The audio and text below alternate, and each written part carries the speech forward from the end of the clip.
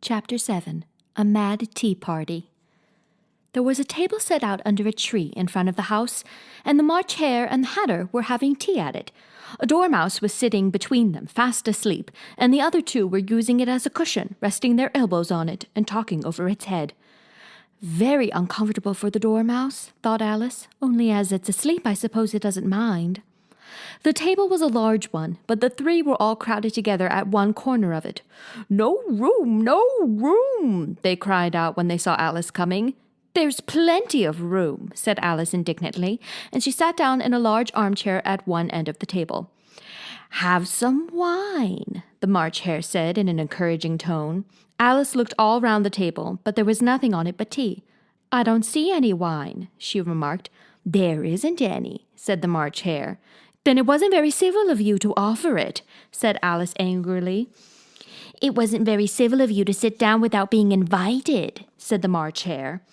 "I didn't know it was your table," said Alice. "It's laid for a great many more than 3. "Your hair wants cutting," said the Hatter.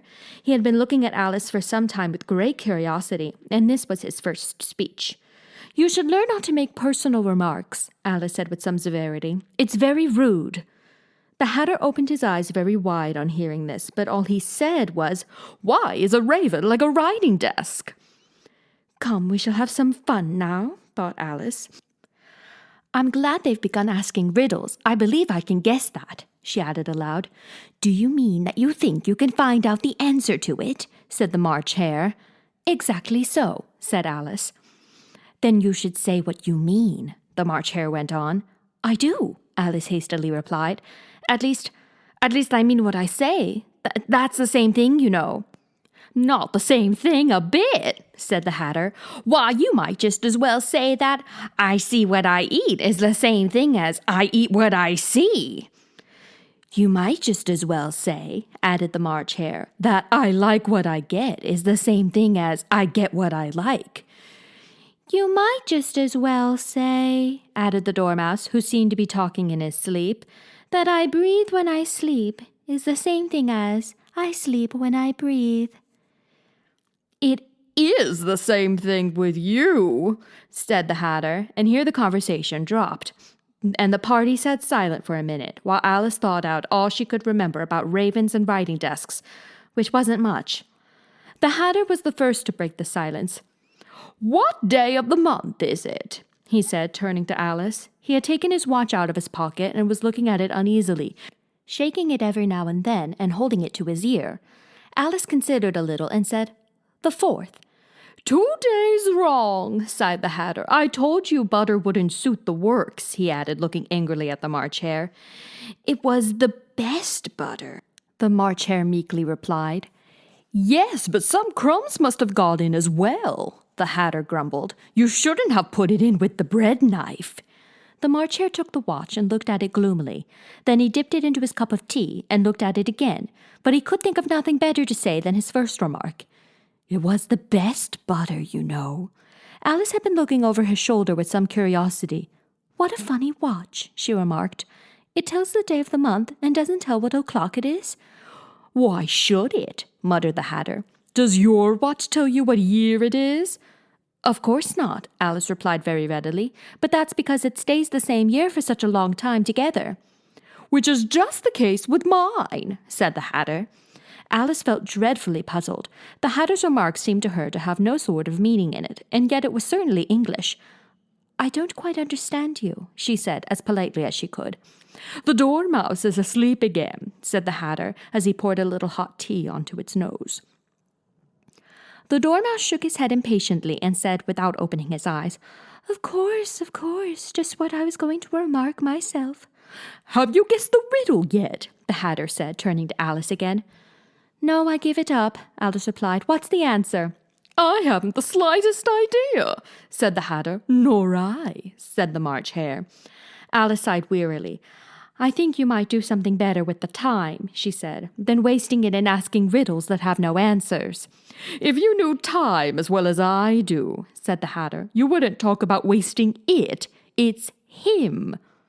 I don't know what you mean, said Alice. Of course you don't, the Hatter said, tossing his head contemptuously. I dare say you never even spoke to time. Perhaps not, Alice cautiously replied, but I know I have to beat time when I learn music. Ah, that accounts for it, said the Hatter. He won't stand beating. Now, if you only kept on good terms with him, he'd do almost anything you liked with the clock. For instance, suppose it were 9 o'clock in the morning, just time to begin lessons.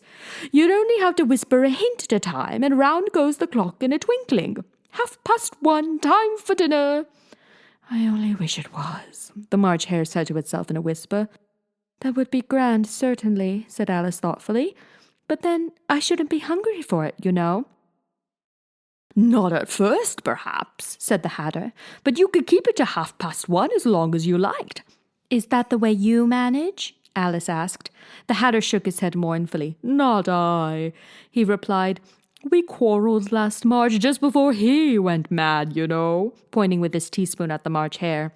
It was at the great concert given by the Queen of Hearts, and I had to sing, Twinkle, twinkle, little bat, how I wonder what you're at.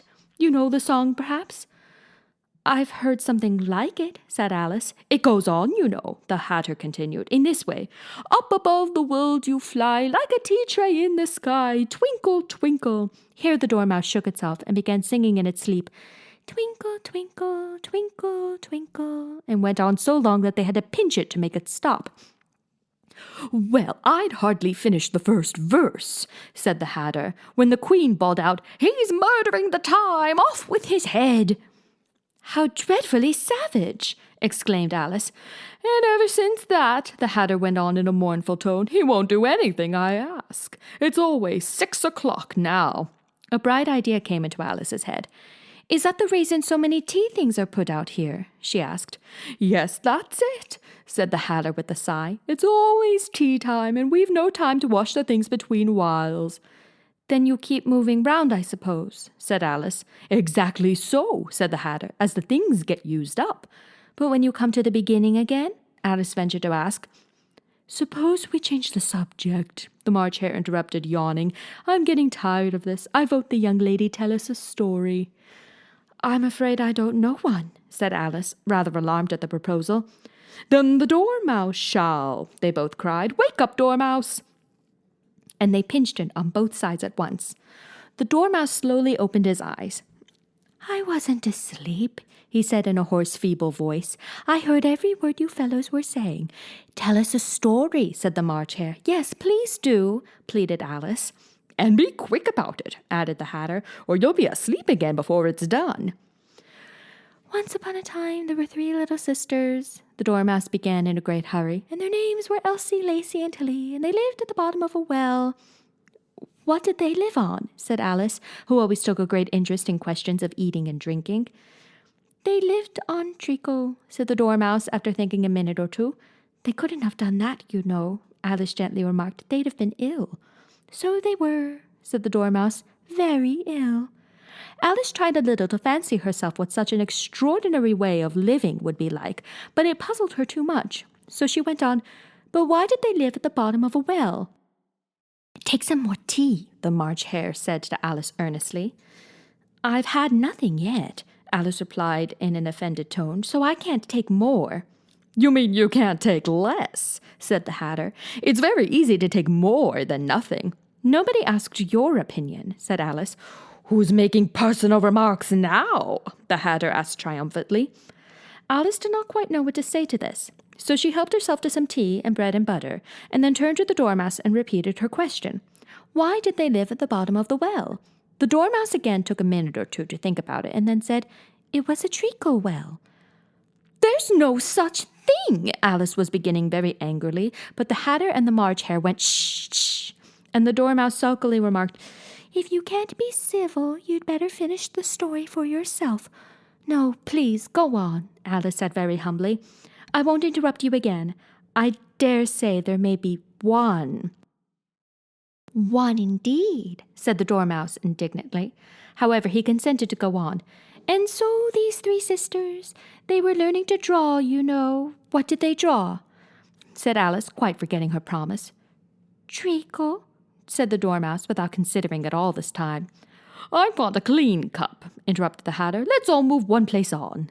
He moved on as he spoke, and the Dormouse followed him. The March Hare moved into the Dormouse's place, and Alice rather unwillingly took the place of the March Hare. The Hatter was the only one who got any advantage from the change, and Alice was a good deal worse off than before, as the March Hare had just upset the milk jug into its plate.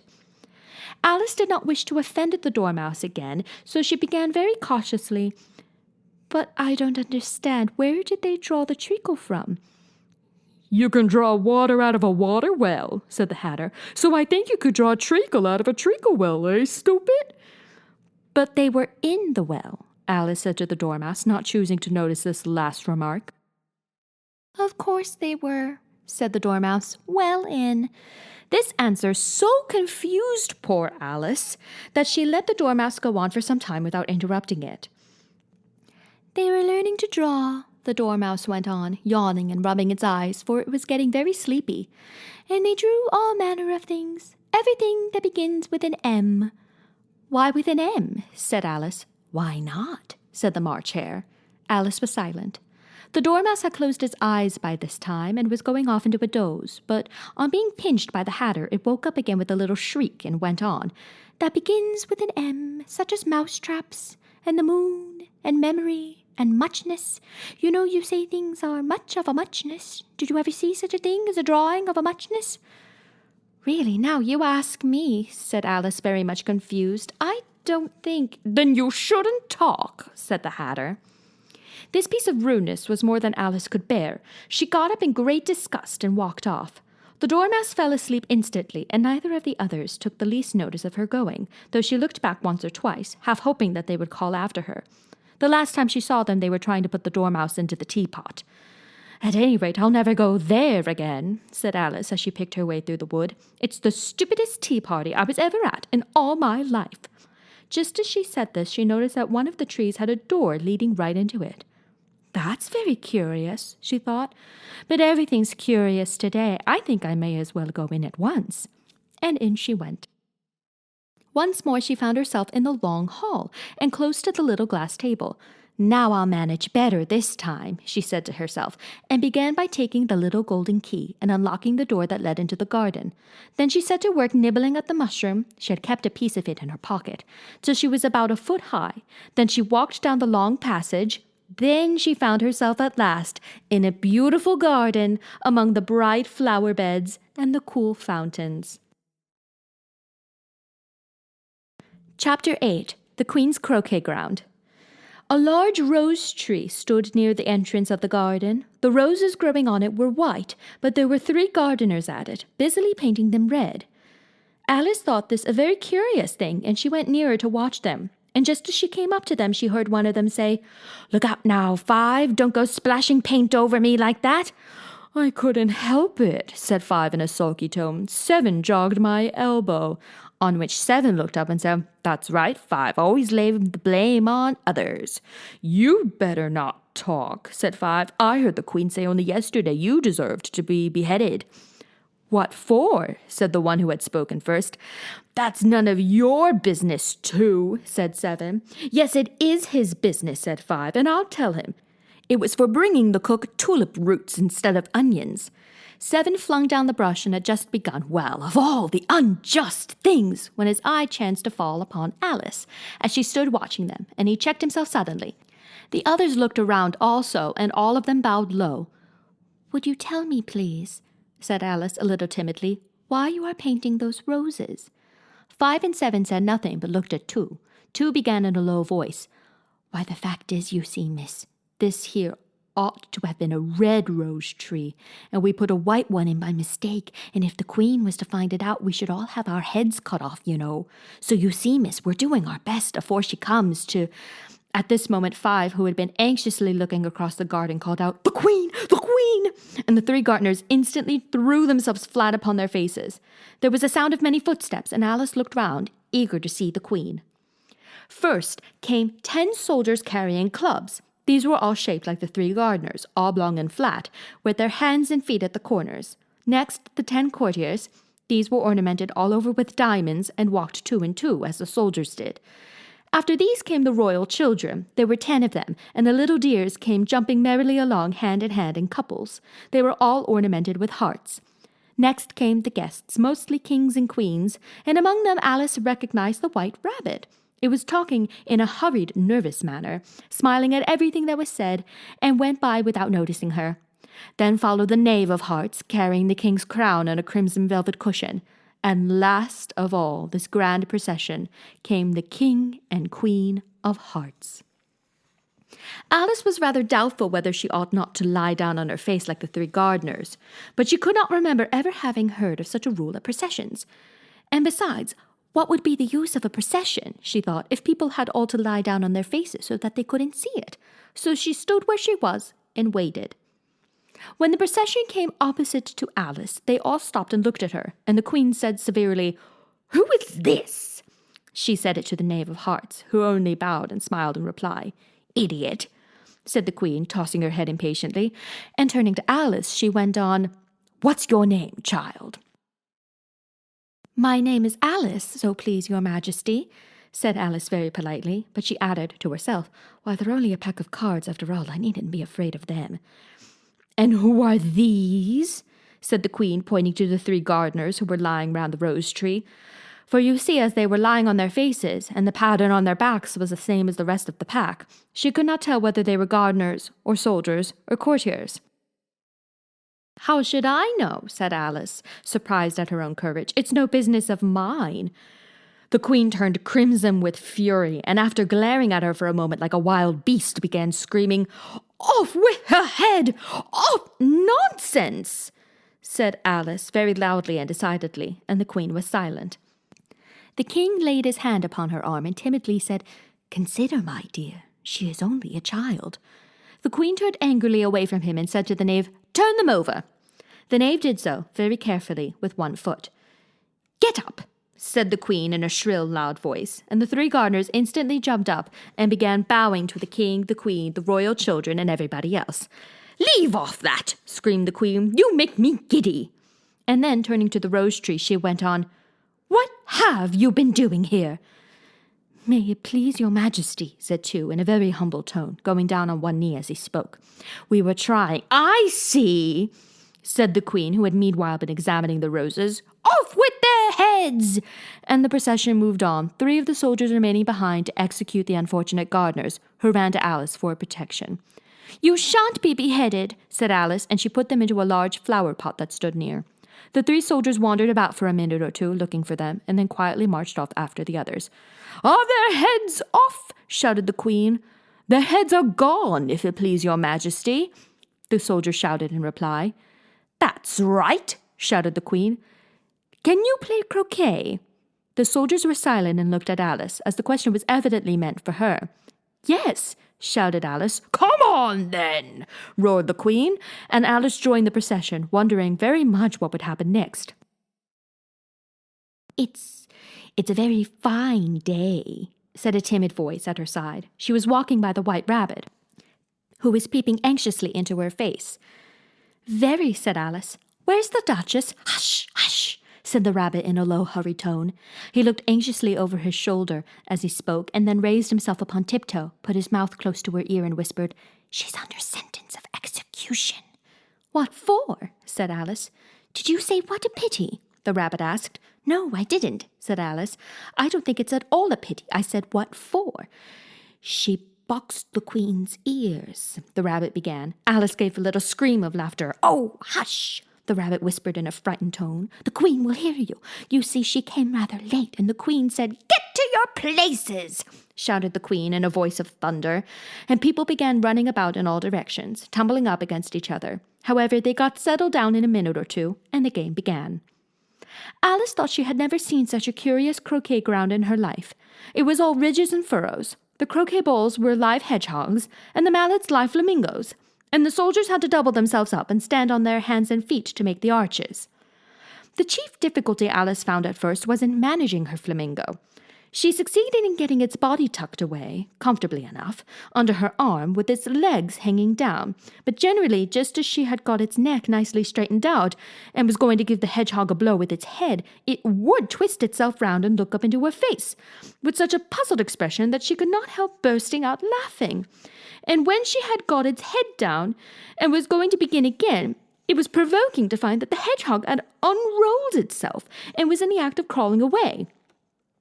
Besides all this, there was generally a ridge or a furrow in the way wherever she wanted to send the hedgehog to, and as the doubled-up soldiers were always getting up and walking off to other parts of the ground, Alice soon came to the conclusion that it was a very difficult game indeed. The players all played at once without waiting for turns, quarrelling all the while, and fighting for the hedgehogs, and in a very short time the queen was in a furious passion, and went stamping about and shouting, "Off with his head!" or "Off with her head!" about once in a minute. Alice began to feel very uneasy, to be sure. She had not as yet had any dispute with the queen, but she knew that it might happen any minute. And then, thought she, what would become of me? They're dreadfully fond of beheading people here. The great wonder is that there's anyone left alive. She was looking about for some way of escape, and wondering whether she could get away without being seen, when she noticed a curious appearance in the air. It puzzled her very much at first, but after watching it a minute or two, she made it out to be a grin, and she said to herself, "It's the Cheshire Cat. Now I shall have somebody to talk to." "How are you getting on?" said the cat, as soon as there was mouth enough for it to speak with. Alice waited till the eyes appeared, and then nodded. It's no use speaking to it, she thought, till its ears have come, or at least one of them. In another minute the whole head appeared, and then Alice put down her flamingo and began an account of the game, feeling very glad she had someone to listen to her. The cat seemed to think that there was enough of it now in sight, and no more of it appeared. "I don't think they play it all fairly," Alice began, in rather a complaining tone, "and they all quarrel so dreadfully one can't hear oneself speak, and they don't seem to have any rules in particular. At least, if there are, nobody attends to them, and you've no idea how confusing it is, all the things being alive. For instance, there's the arch I've got to go through next, walking about at the other end of the ground. And I should have croqueted the Queen's hedgehog just now, only it ran away when it saw mine coming." "How do you like the Queen?" said the cat in a low voice. "Not at all," said Alice. "She's so extremely—" Just then she noticed that the Queen was close behind her listening, so she went on, "Likely to win, that it's hardly worthwhile finishing the game." The Queen smiled and passed on. "Who are you talking to?" said the King, coming up to Alice and looking at the cat's head with great curiosity. "It's a friend of mine, a Cheshire Cat," said Alice. "Allow me to introduce it." "I don't like the look of it at all," said the King. "It may kiss my hand if it likes." "I'd rather not," the cat remarked. "Don't be impertinent," said the King, "and don't look at me like that." He got behind Alice as he spoke. "A cat may look at a king," said Alice. "I've read that in some book, but I don't remember where." "Well, it must be removed," said the King very decidedly, and he called to the Queen, who was passing at the moment, "My dear, I wish you would have this cat removed." The Queen had only one way of settling all difficulties, great or small. "Off with his head," she said without even looking round. "I'll fetch the executioner myself," said the King eagerly, and he hurried off. Alice thought she might as well go back and see how the game was going on, as she heard the Queen's voice in the distance screaming with passion. She had already heard her sentence 3 of the players to be executed for having missed their turns, and she did not like the look of things at all, as the game was in such confusion that she never knew whether it was her turn or not. So she went off in search of her hedgehog. The hedgehog was engaged in a fight with another hedgehog, which seemed to Alice an excellent opportunity for croqueting one of them with the other. The only difficulty was that her flamingo was gone across to the other side of the garden, where Alice could see it trying in a helpless sort of way to fly up into a tree. By the time she had caught the flamingo and brought it back, the fight was over, and both the hedgehogs were out of sight. "But it doesn't matter much," thought Alice, "as all the archers are gone from this side of the ground." So she tucked it away under her arm that it might not escape again, and went back to have a little more conversation with her friend. When she got back to the Cheshire Cat, she was surprised to find quite a large crowd collected round it. There was a dispute going on between the executioner, the King, and the Queen, who were all talking at once, while all the rest were quite silent and looked very uncomfortable. The moment Alice appeared, she was appealed to by all three to settle the question, and they repeated their arguments to her, though, as they all spoke at once, she found it very hard to make out exactly what they said. The executioner's argument was that you couldn't cut off a head unless there was a body to cut it off from, that he had never had to do such a thing before, and he wasn't going to begin at his time of life. The king's argument was that anything that had a head could be beheaded, and that you weren't to talk nonsense. The queen's argument was that if something wasn't done about it in less than no time, she'd have everybody executed all round. It was this last remark that had made the whole party look so grave and anxious. Alice could think of nothing else to say but, "It belongs to the Duchess. You better ask her about it." "She's in prison," the queen said to the executioner. "Fetch her here." And the executioner went off like an arrow. The cat's head began fading away the moment he was gone, and by the time he had come back with the Duchess, it had entirely disappeared. So the king and the executioner ran wildly up and down looking for it, while the rest of the party went back to the game.